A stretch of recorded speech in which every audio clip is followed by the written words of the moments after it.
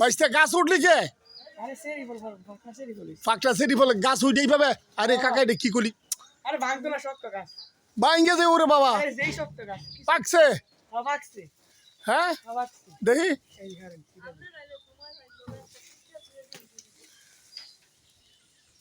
এই ফিরে আছে নিচে এই যে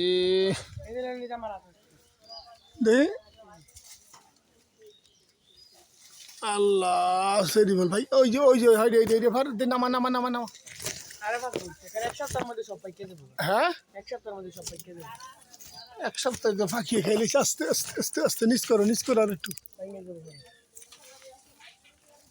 আলহামদুলিল্লাহ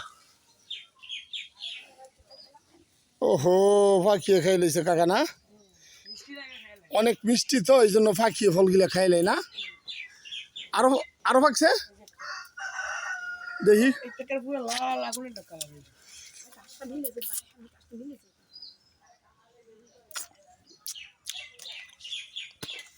আলহামদুলিল্লাহ অনেক মিষ্টি রে কাকারে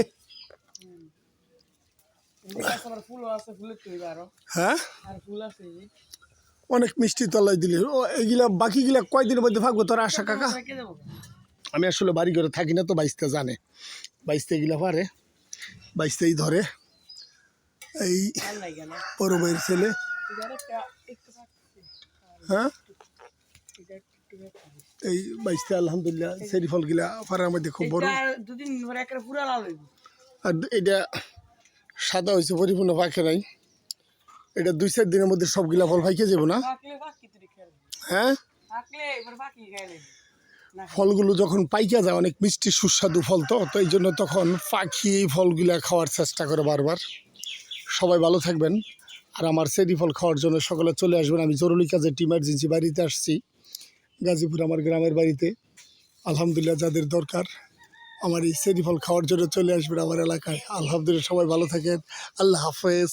আসসালামু আলাইকুম আ রহমতুল্লাহি ওয়া বারাকাতুহু।